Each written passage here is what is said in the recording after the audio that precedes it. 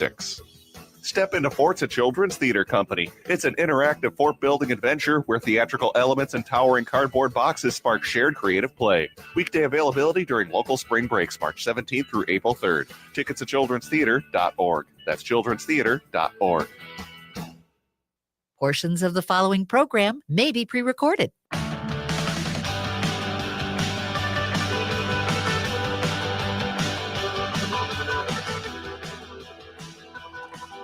Broadcasting from the studios of AM 950 KTNF, the progressive voice of Minnesota, and airing on WCPTA 20, Chicago's Progressive Talk. Welcome to The Gailey Show, the only daily LGBTQ news and talk show on the radio in the United States, or progressive news done queerly. I'm your host, John Parker.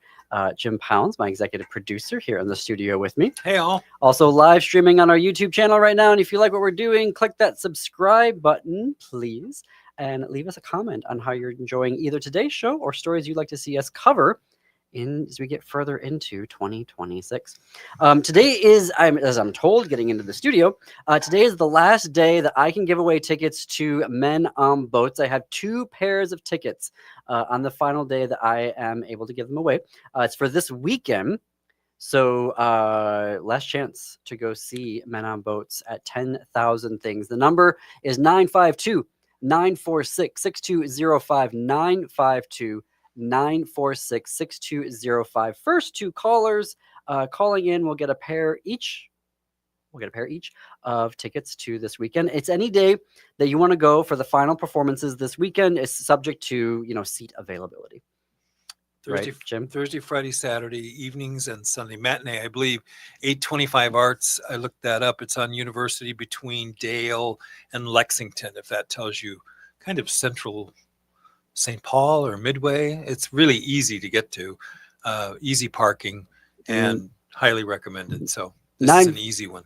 952-946-6205. First 2 callers gets a pair of tickets to Men on Boats. All right.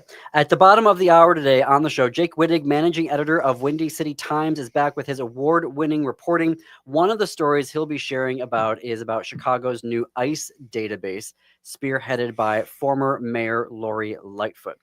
Plus, in just about 20 minutes after the hour, we are going to talk about the implications of a new report that says people are having relationships with and sexually experimenting with AI.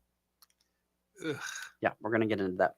But up first, the Fourth Circuit Court of Appeals yesterday handed down a truly disturbing ruling about transgender healthcare. But as we're looking into the opinion, it has implications for all Americans. And to get into this, we need to go back a year and start with the really diabolical legal reasoning from the Supreme Court in a case, United States versus Scrimetti.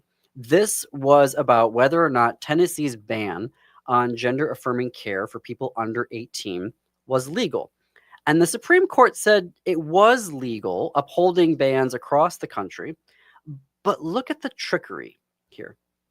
Folks were saying it's discrimination because it was against trans kids. The Supreme Court, though, said, well, it's not about banning, it's not because of trans kids. We're just banning healthcare for the diagnosis of gender dysphoria. A diagnosis that only trans people have. Okay, so this is like saying, if we ban healthcare for vaginitis, it's not discrimination against people with vaginas. It's just the diagnosis of vaginitis that we're banning healthcare for. Or as Aaron in the Morning wrote today in a post about this, quote, it's the equivalent of taxing yarmulkes and claiming the tax is not anti-Semitic because anyone, Jewish or not, who wears a yarmulke must pay, end quote. Now, this is dangerous, and what I mean by how this can affect out beyond transgender healthcare. Let's look at sickle cell and disease. This is a disease that the diagnosis, it predominantly affects Black, African American, and African people, right? According to the CDC data in 2024, sickle cell disease affects about 100,000 people in the United States. More than 90% are non-Hispanic, Black, or African American patients. An estimated 3 to 9% are Hispanic or Latino. But based off of the Supreme Court's ruling, they can say, well, banning healthcare for sickle cell disease isn't targeting Black people, the African American community. We're just, because some small percentage of white folks can get sickle cell disease, we're just banning healthcare for sickle cell disease. This isn't about the Black community, the African American community, the African community. That is diabolical legal reasoning. And I don't want folks to go, well, why would the US government ban healthcare for sickle cell disease? This is just about transgender people. No. Look at how they're trying to ban vaccines right now. Right. RFK Jr. wants to ban vaccines, not just get rid of the mandates. Right. He wants to ban vaccines. And the Supreme Court has handed him the logical reasoning on which to do it, which is to say, we won't go after targeted populations if we just go over the diagnosis. Even though the targeted population are the only people who have the diagnosis, we have now the legal rationale where you are completely covered. You don't have the people who are affected by the ban have no legal standing based off of the U.S. Constitution. Yep. Well, can we go past that? No, we got to get into yesterday's. We got to get into yesterday's case. So yesterday, in a case from the Fourth Circuit Court of Appeals, they're now saying that the bans can be applied to adults. So not only did they use a lot of bad data, they were like, there's no data consensus on this. So this is something that you have to get. The Fifth Circuit, the Fourth Circuit, the U.S. Supreme Court. Like, if you're a court observer and you're looking at all of the amicus briefs, right? So these are organizations that file amicus briefs. They're like, here's information that has bearing on this particular case. You have a whole bunch of people that are sending in amicus briefs that are saying, here is the data. And we get data like 40-year studies. We get longitudinal data, 10 years, 20 years. We've got data of like, how does this affect, trans kids, trans men, trans women? We have all of this data looking at this. And the consensus is overwhelming. Overwhelming. It is like climate change overwhelming, the amount of consensus that we have on this.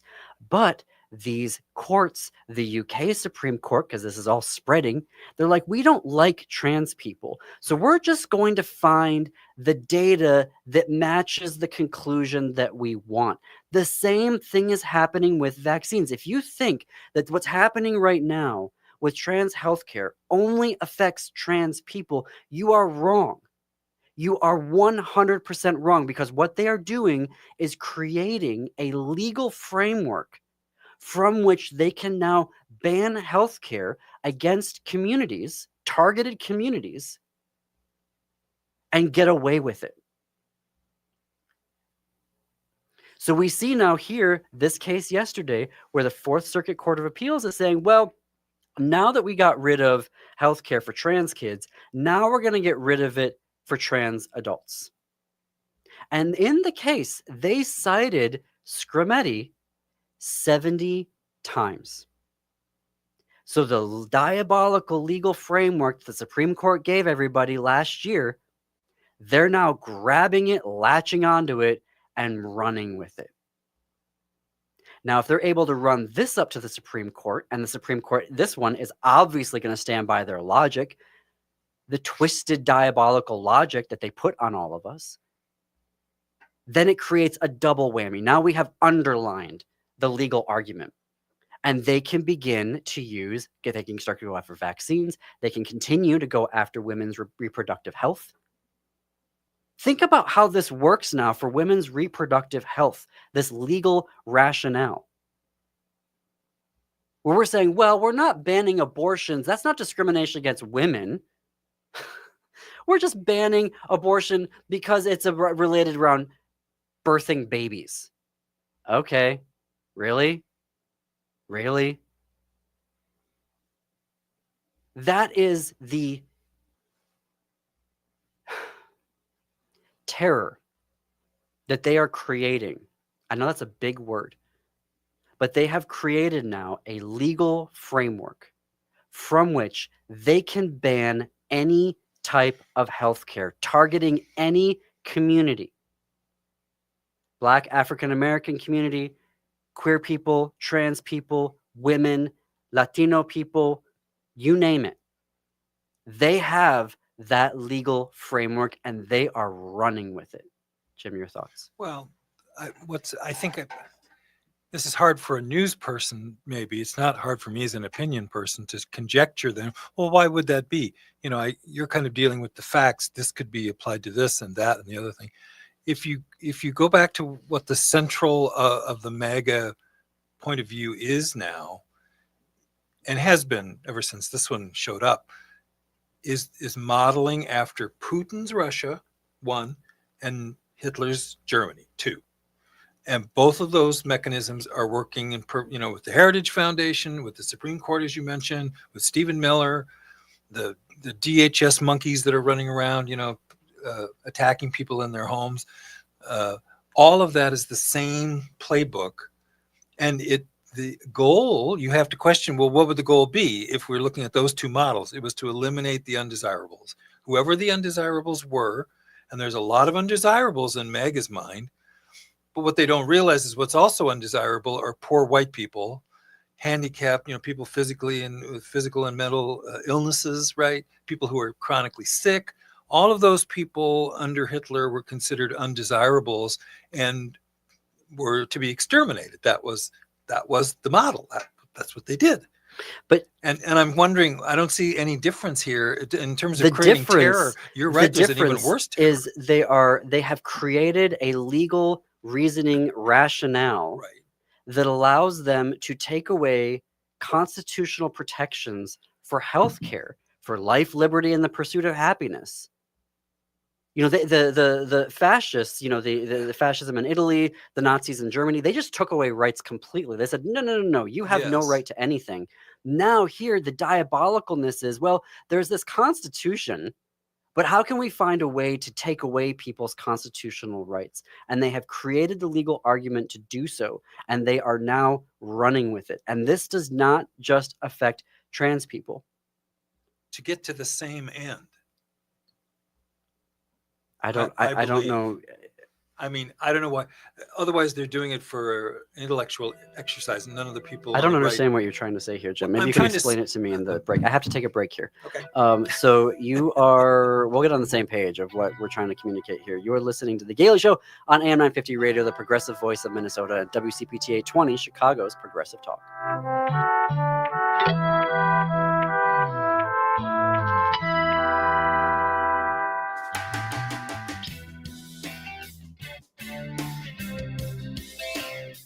Are you tired of hearing how white European men discovered everything? Then 10,000 Things Theater's production of Men on Boats by Jacqueline Backhouse is for you.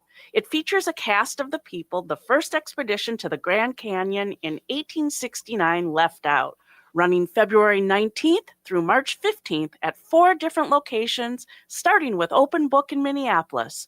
Contact 10,000things.org.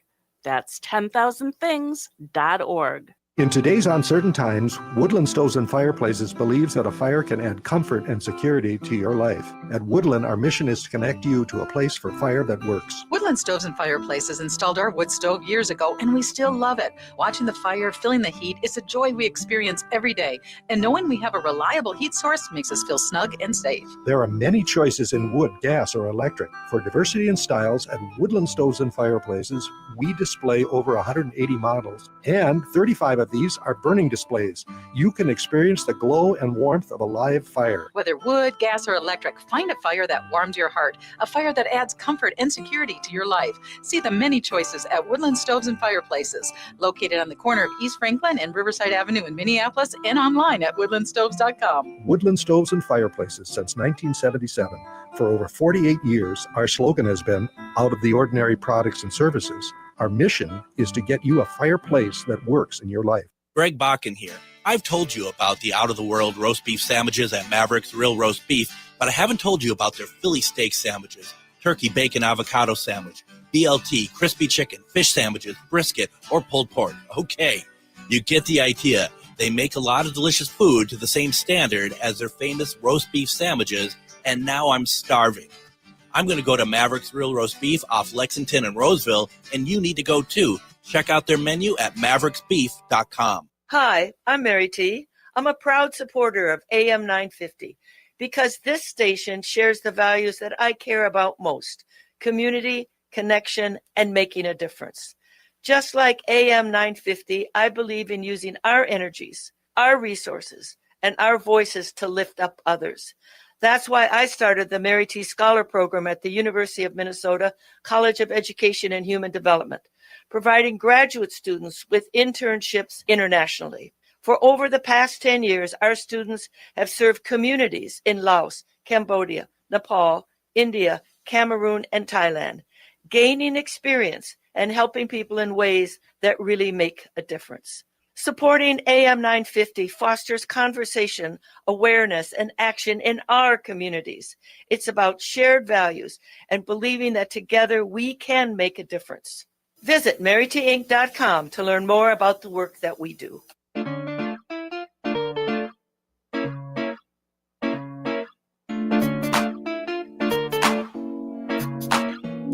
Welcome back to The Gailey Show. I'm John Parker. We're coming up on the bottom of the hour.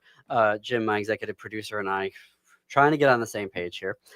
First, I want to acknowledge comments coming in on our YouTube live stream. Jill Ritchie, 200, says, I think there's evidence that Nazis studied slavery in our country and reimagined it for their diabolical purposes.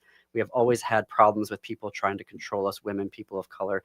Yes, and I would like to point out a documentary that I just watched on Netflix. It's called Hitler and the Nazis, Evil on Trial. It is about the Nuremberg trials, and they absolutely talk about how the Nazis looked at what America was doing with Jim Crow laws and saying, that's the model, folks. Let's bring it over here. And then they just took it and made it even worse, right? But they looked to Jim Crow laws in the US and were like, this is how to get it started.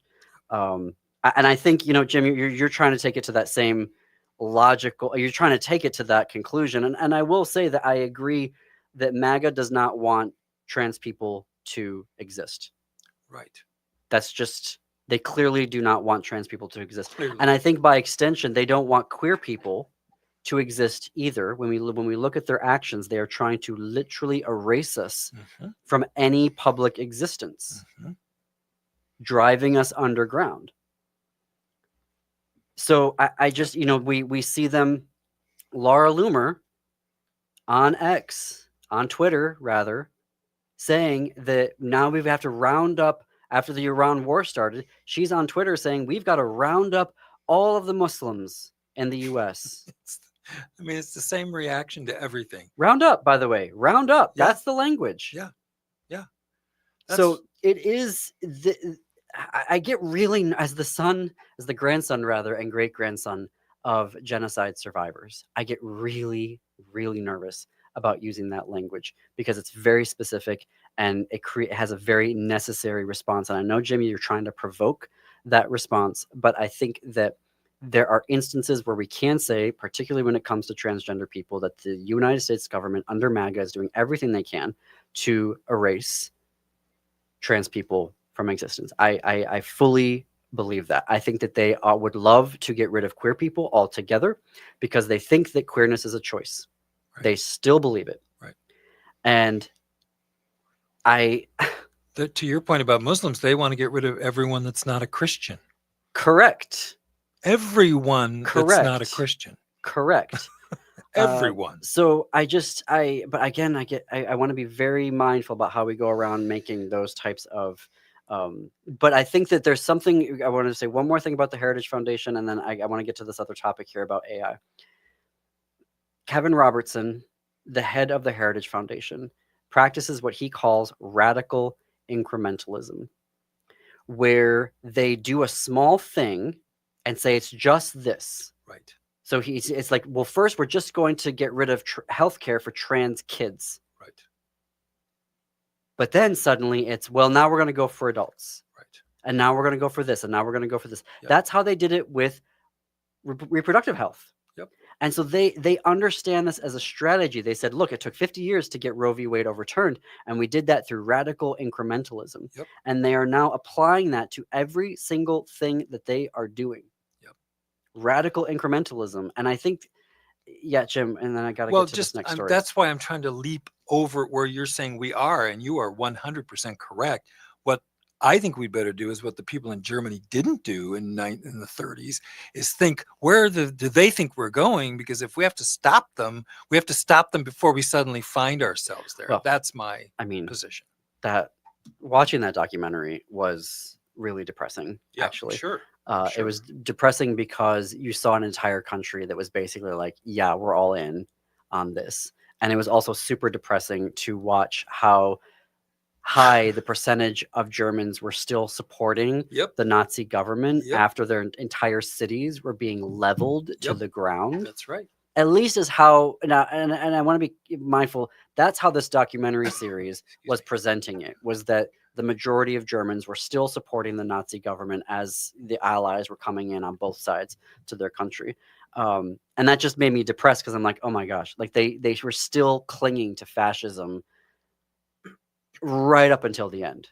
And that just makes me depressed. And it makes me also go like, why should we try to change MAGA voters' minds? We need to be focusing on new voters. We need to be registering new voters. We need to be focusing on independence, because maybe there isn't an argument to make that's going to make them change their minds, as evidenced by Germans apparently in World War II. That generation of Germans. I don't want to say that today. All right. There's a story that came out of, and now we only have a couple minutes to discuss this. A story that came out of, I saw it on Pink News, and I was just like jaw dropped.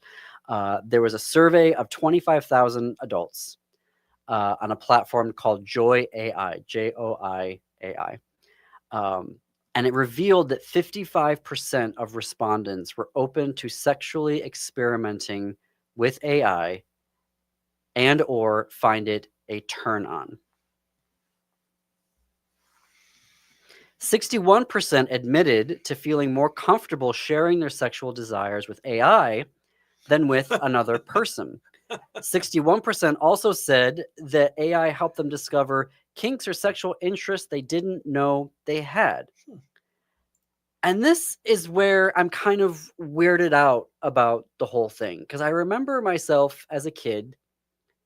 I was a Xennial, so I was like at the very end of the Generation Xers, very, very, very, very beginning of millennials. So like AOL was my internet, right? And it was at the, it was very beginning stages of the internet, where the internet really didn't exist. It was just sort of the AOL ecosystem.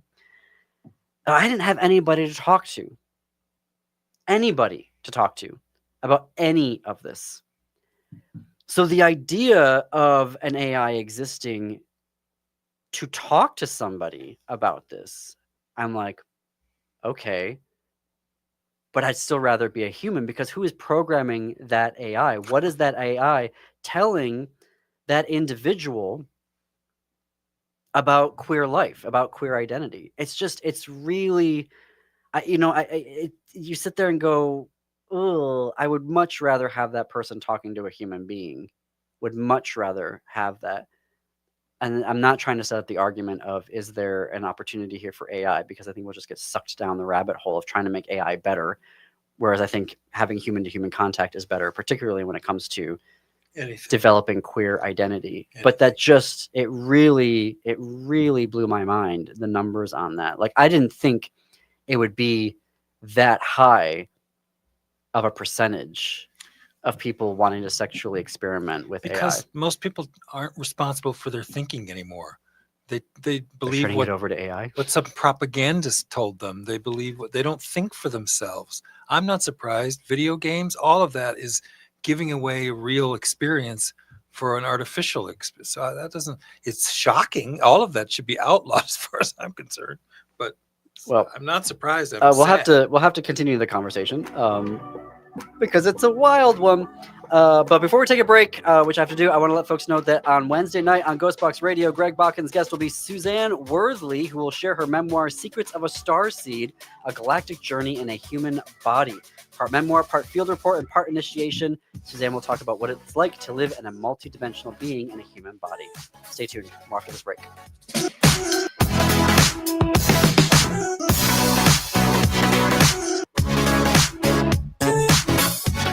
This is Santita Jackson, Minneapolis, St. Paul. I couldn't be more excited about starting our days together, Monday through Friday, 6 to 8 a.m. Central, on the Progressive Voice of Minnesota. Step into Forts, a fort-building wonderland at Children's Theater Company through April 5th. Theatrical elements, evolving light and soundscapes, and towers of cardboard boxes set the scene for creative play. Build the tallest fort, the longest fort, or tons of cozy little forts. Design a castle or a neighborhood. Your imagination leads the way as you play freely and create shared stories together in real life. Forts at CTC through April 5th. Spring break weekdays available. Tickets at childrenstheater.org. Would you let animals pick your insurance? Do you really need to experience mayhem to get the best rates? Or how about a celebrity quarterback or fake university saving you money? There's a lot of marketing stunts when it comes to insurance, but what you really need is someone looking out for you. Call Array Insurance, and they will work hard to find you the best insurance coverage and rates. So avoid gimmicks and call Cheryl at Array, 763-504-3067, or arrayinsurance.com. Array Insurance, working hard for you. It's no secret that medical care costs are soaring, with nursing home and skilled nursing care costs being some of the highest. You don't have to deplete your savings in order to receive long-term care. At Schroman Law, we work with families to develop and implement strategic planning for medical assistance for long-term care, for assisted living, nursing home care, or home-based care. Contact us today to schedule a free consultation at schromanlaw.com. That's SCHROMEN law.com. Hi, this is Frank Brown of Minuteman Press Uptown with a question for our listeners. How important are business values to you? When you need high-quality digital print, it matters who you work with. You see, Minuteman Uptown is unique. We're one of the only union print shops in Minnesota, providing our team with living wages and benefits. We believe in second chances for justice-impacted individuals who want to contribute to the community, and we are active in local issues. We've been in the streets standing up for racial, social, and economic justice. At Minuteman Uptown, our mission is to connect all communities through technology-driven print solutions. An example of that mission is when I moved Minuteman Uptown to North Minneapolis. We're invested in this local community, and we help small businesses and local organizations throughout the Twin Cities reach their audiences. Reach out to Minuteman Uptown and partner with a printer that shares your values. Call us today at 612-870-0777 or visit us at mpuptown.com. That's mpuptown.com. With your AM 950 weather, I'm Brett Johnson. Look for sunny skies today with a high near 41. Tonight, partly cloudy with a low around 25. And Thursday, some light snow with a high around 46. Mavericks Real Roast Beef in Roseville sets the standard for savory satisfaction. Experience the perfection of their Philly steak, turkey bacon, avocado, and more. Elevate your meal with freshly fried fries or onion rings. Visit mavericksbeef.com or visit them off Lexington and Roseville. Mavericks Real Roast Beef. AM 950 KTNF, St. Louis Park, Minneapolis, St. Paul.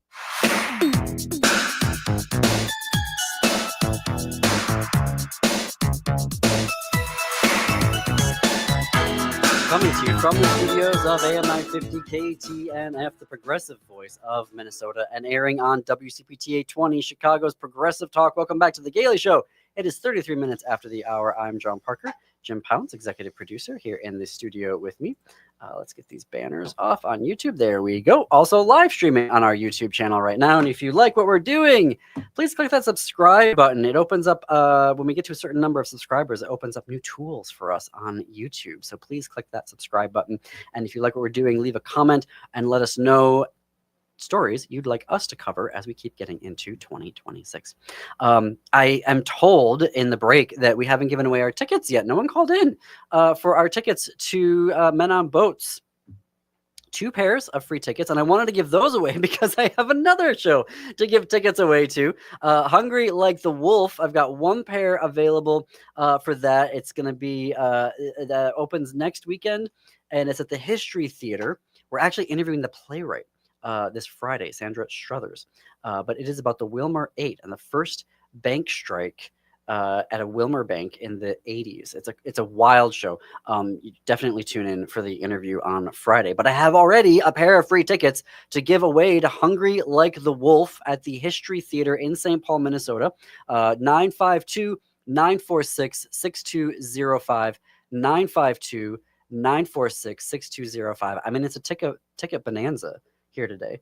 So when you call in, I guess first caller gets, if you'd like to have the pair of tickets to Hungry Like the Wolf, tell Patrick that when you get him on the phone. He's our producer in the control room. If you want the pair of tickets to Men on Boats, then you'll have to let him know that as well. We've got 2 pairs of those. 952-946-6205. Claim them. I want to be able to give them away before the end of the hour. All right. Windy City Times has been the voice of Chicago's LGBTQ plus community since 1985. This year marks the news outlet's 41st anniversary of uplifting queer stories, reporting with pride, and chronicling LGBTQ plus history. Visit windycitytimes.com/newsletters to sign up for the publication's weekly LGBTQ plus news updates. Jake Wittich, is the managing editor of Windy City Times, where he reports in-depth stories on Chicago's LGBTQ plus community and oversees the publication's growing newsletter operation. And he was the Chicago Journalists Association's 2025 Journalist of the Year. He joins us bi-weekly on Wednesdays. Hello, Jake. Good to see you again. Good to be back. How are you? We're well. All right. So ICE. Accountability, a new initiative from your former mayor in Chicago. I really want to know all about this. Yes, of course. So there's been a lot of discussion around how do we hold ICE accountable for their actions, not only in Minneapolis, where you are, Minnesota, but also in Chicago, where they did their so-called Operation Midway Blitz last fall. So our former mayor, Lori Lightfoot, who was actually the first openly gay mayor of Chicago, she is taking matters into her own hands. She launched what's called the ICE Accountability Project in an attempt to gather as much evidence of this alleged misconduct by the federal immigration agents in hopes that it can be used to hold them accountable. So basically what this is it's a public database that's designed to collect and preserve evidence of what she called increasing misconduct by the federal agents during their recent immigration enforcement actions. Anyone can submit anything from video, photo, audio, written accounts, anything that relates to alleged misconduct by a federal immigration agent. And she's hoping that if and when investigations occur into everything that happened in this city, this database can be a tool to hold these officers accountable. Okay, that was my first question. So is it just in the Chicagoland area, or is it anywhere in Illinois that folks can report on this? Anywhere in Illinois. And I talked to her last week, and she has plans to scale this to other cities and across the city. It's a model that can be used elsewhere. She's got a whole team of people analyzing this data and everything like that. So Illinois in general, but it is something she says is scalable. Absolutely. So when somebody submits documentation, video, photo, or otherwise, do they have to give like their name, their phone number, or is it confidential and anonymous? They do have to provide information, but there are safeguards in place to make sure that it stays confidential between the ICE Accountability Project and the people who submit it, because it has to be vetted, this information. But so there are measures in place. I'm not sure specifically what, but that is something people should be concerned about. Will I be retaliated against for reporting this? So the former Mayor Lightfoot is aware of that concern people may have, and she says that there are data and privacy measures in place there. I was wondering about that because we saw here in Minnesota, they had started creating, or they had already created, a database of legal constitutional observers. Like there were stories that we were getting of people who were documenting ICE, and then the ICE people were taking their photos and then finding their information and then trailing them back to their houses. So it was a really huge campaign of intimidation. So I was like, okay, how can folks report stuff? Because I like the idea of this, where you can track them, get the information, and then put it into a safe database where the folks there can then take over and do the investigation into it. Yeah. And the big thing is there needs to be investigations. There's been a lot of discussion in Chicago and Illinois, the Chicago area, of whether and how, if we're able to hold them accountable. I know in Minneapolis, they recently opened an investigation, I think, or in Minnesota, that could lead to charges. But there's been a public debate between Chicago's Mayor, Brandon Johnson, and our Cook County State's Attorney, Eileen O'Neill Burke. And that Mayor Brandon Johnson signed an executive order saying that these ICE agents need to be charged, and police should be investigating that. And then the state's attorney was like, we don't have authority to do that. So then there's this back and forth for weeks. And then finally, the state's attorney's office released guidance a couple weeks ago that they were implementing a policy allowing prosecutors to pursue charges against ICE agents, but only if a review of the evidence determines that felony criminal charges are warranted. So it's just back and forth. And when I talked to Mayor Lightfoot, she said it's a lot of political theater, and she was just tired of seeing everybody argue about what to do or showing off while doing nothing. And she wanted to take action. So whether this is an action you think is actionable, but she's trying to collect this evidence so that maybe investigations can occur and charges can happen. Well, the Hennepin County attorney in Minnesota has basically had to do this because the feds aren't allowing access to data related to the murders of Alex Preddy and Renee Nicole Good. So the idea, community sourcing evidence is becoming a thing, unfortunately. Can you remind folks of Mayor Lightfoot's background? Because she was a prosecutor, if I recall, and headed up the police board, right? Yes, of course. Mayor Lightfoot, before she was mayor of Chicago, and she no longer is, she had one term before she was actually voted out of office. But she is a former federal prosecutor. She ran the Chicago Police Board before she was elected mayor. She was on a commission of police accountability. So a big part of her work, it was holding police accountable, and she ran on that too. So this is kind of her background, some would say her area of expertise. So she really wants to take those experiences and apply it to how do we hold these immigration agents accountable? And there's challenges with that she mentioned to me.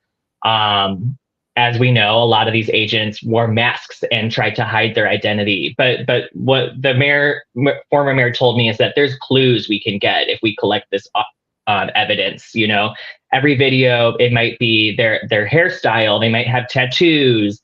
They might walk a certain way, talk a certain way. There's clues that we can gather so that if an investigation occurs, we might be able to identify these people and charge them.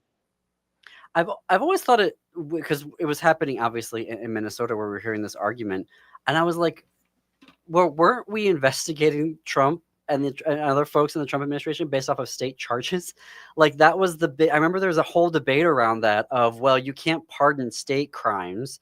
So so I suddenly just hear folks say, well, states, Minnesota, Illinois, cities, Chicago, Minneapolis can't prosecute federal officers for crimes they commit in the state, was just kind of like, really? And the everyday person who is frustrated with ICE right now, they don't care. They want you to do something. So all this arguing back and forth, what you can and can't do, who's not doing that? Republicans. They're just acting with no respect for any, just do something. That's what people want. They want fighters who are going to take action, Exactly. That follows a poll Jim and I were talking about yesterday, where Americans think the Democratic Party is weak, not too progressive. But that was yesterday's story, folks. You can find that on YouTube, anywhere you get your podcasts, etc. One last question that I have about this for you, Jake, is who is maintaining the data? Is this an official, is the Chicago government, is the Illinois government, who manages and protects the safety of this data? It's a nonprofit. So I wish I had more information off the top of my head who runs it, but it's a nonprofit. For sure. No, I asked that because sometimes I know that folks can be a little nervous about engaging with government agencies, particularly evidence. Yeah. All right, cool. Thank you. We are talking with Jake Wittich, who is managing editor of Windy City Times. You also have some fun news for us that's also very Windy City Times related as it relates to Chicago's Pride Parade. Tell us more. Yeah, it's really exciting. I won't bury the lead. Tracy Bain, co-founder of Windy City Times, is one of the community grand marshals of the 2026 Chicago Pride Parade. It's really exciting. We have community grand marshals. It's kind of a newer thing. We used to have celebrity grand marshals. Like I remember Fortune Feimster coming once and leading the parade, but the new organizers of the Pride Parade really want it to be rooted in community. So last year was an organization called Task Force Prevention and Community Services that serves queer youth on the West Side. This year it is Tracy Bain and two other people. It is also Yvette Cardona. She is a Puerto Rican lesbian and native Chicagoan who's been a leader in philanthropy for decades. Her wife, her partner, Mona Noriega, who's spent her career doing legal work, advancing LGBTQ civil rights and justice. And then the Alliance of Illinois Judges, which is our statewide LGBTQ plus judges association. Wow. Yeah. Well, you're all in your 41st year, right? This is 41st. We're wrapping up our 40th. I think we'll hit 41 in September. So wow. Yeah. I mean, and for queer news organizations, folks, I first of all, just Jake, you work in news, you're a reporter. I started out in television broadcasting. Like I remember there was a period like every quarter where my colleagues are getting laid off because the business was going, hemorrhaging people and money, frankly. So to be around for 41 years, that's just remarkable. And so I'm so thrilled that Tracy is being recognized for this work. Me too. I mean, I she's my inspiration. She's my hero. I look up to her so much. And when I fell under her wing, when she took me on at Windy City Times, it really changed my life. And I'm just so grateful I get to work for her every day. She inspires me so much. So to see her get this recognition, it means a lot to me. I'm just like so happy for her. So it's awesome. She also, am I remembering correctly, she gave the intro speech when you got the award last year, right? From the Chicago Journalists Association? But she received she was the keynote speaker. So that's right. One of my college professors introed me, and that was awesome. It made me cry. But yeah, Tracy's a legend. She's really getting her flowers between, she's the keynote speaker at that awards. Windy City Times and Tracy are getting awards at the Center on Halstead's Gala next month. And then the Pride Parade recognition. It's just so great that she's still at it too, and people recognize that. Well, and how I got to start to know her like on a more personal basis was the LGBTQ mapping project that she was heading up last year, which was literally mapping all of the queer news outlets across the country. And it was fascinating to see that data and areas that you'd be like, oh, wow, I had no idea that this publication was there, which was also like, oh, I wish I would have known. But then also these news deserts like the Dakotas that don't have anybody, Indiana that doesn't have anybody. And so I also really just appreciated Tracy doing that work beyond, the amazing foundation and publication of Windy City Times. I have to fit in a break here. Jake has another story for us when we come back. You're listening to The Gailey Show. Quick break. Don't go anywhere.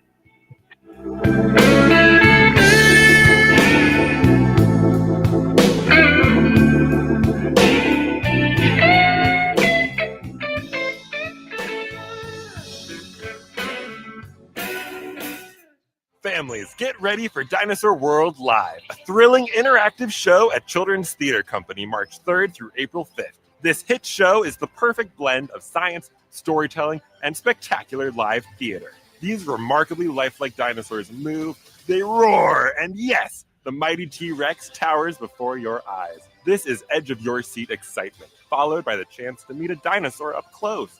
Dinosaur World Live opens March 3rd. Tickets at childrenstheater.org. Hey, it's Patrick for Zero Res. The end of winter is finally on the horizon, and you're going to start thinking about all that nasty crud that's built up in your home over these last few months. Call my cleaning heroes at Zero Res to help get you an early start on the spring cleanup. Zero Res removes winter's buildup and lingering odors, giving your home a fresh, spring-ready feel. This month, get Zero Resified from Minnesota's #1 carpet cleaner. Buy one room, get another free. Buy another room of carpet cleaning, get another room of carpet done for free. Get the picture? Also this month, get a free size upgrade on every whole home air duct cleaning package. Don't you love when you buy your favorite beverage and get a free size upgrade? That's what Zero Res is doing this month with their whole home air duct cleaning package. Start spring cleaning with a free upgrade and pay less for more fresh. Call Zero Res right now, 9520-RES, or go online to ZeroResMinnesota.com and say you want the AM 950 special. Backward or forward spells the same. Zero Res. When it comes to nutritional supplements, it can be hard to know what to trust. Announcing whattotrust.com. Whattotrust.com is a free app developed by Canamix, a Rochester, Minnesota company founded by scientists and clinicians from Harvard Medical School to help people make informed choices. It's time to stop guessing what scientifically proven means and start knowing what to trust. Go to whattotrust.com, enter product's name, and get science-based What to Trust scores. Companies do not pay to be listed on What to Trust. Whattotrust.com. Hey, it's Tom Hartman from my friends at All Energy Solar, and I want to talk about something most people don't consider until it's too late. Energy independence isn't just about saving money. It's also about what happens when the grid goes down. Severe weather, aging infrastructure, unexpected outages, they happen, and when they do, most homes go dark. But not homes with solar and battery backup from All Energy Solar. Here's what makes it work. Solar panels charge the battery during the day, so when a storm hits or the grid fails, your home stays powered. Lights, refrigerator, medical equipment, whatever matters most keeps running. All Energy Solar is certified by both Tesla and Enphase for battery storage and has been installing complete solar plus battery systems since 2009. Minnesota battery rebates are also available. Don't wait for the next outage to wish you had acted. Visit allenergysolar.com or call 800-620-3370 for your free evaluation today.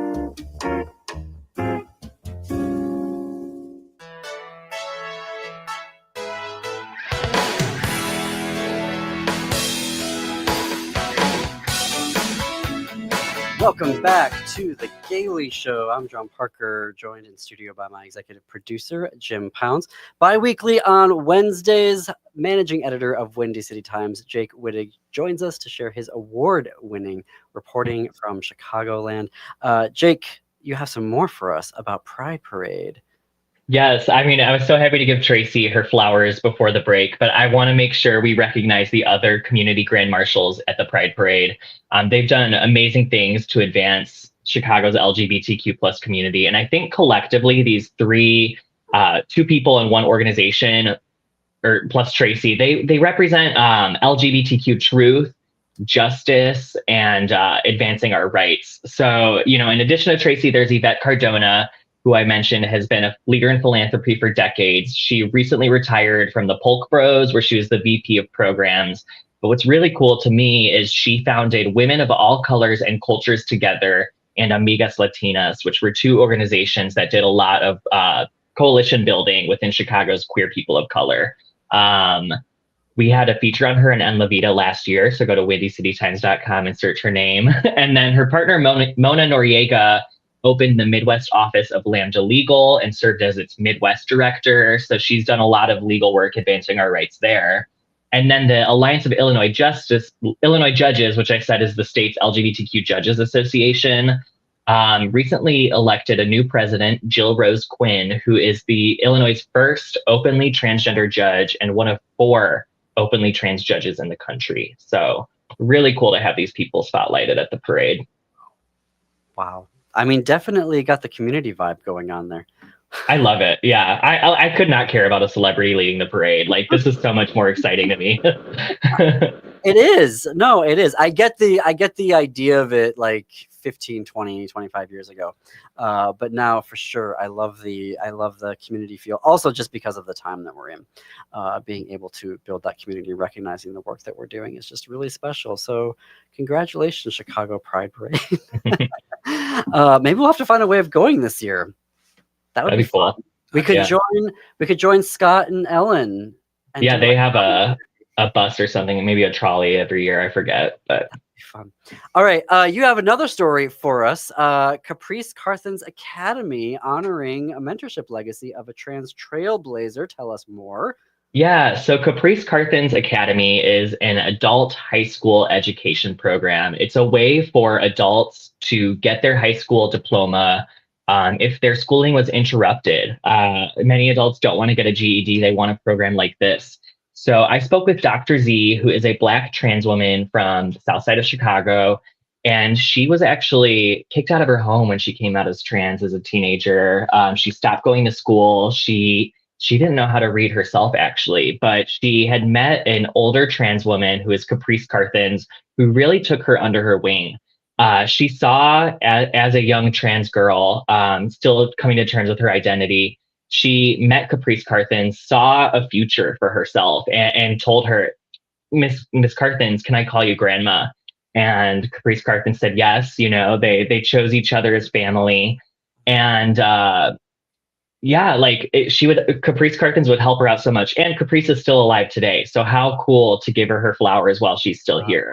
Because normally it's after people pass away that they get a school named after them, you know? So really cool. Oh, I love that. I love that. Yeah. We all giving out flowers to everybody this week. I know, yeah. That's But everything.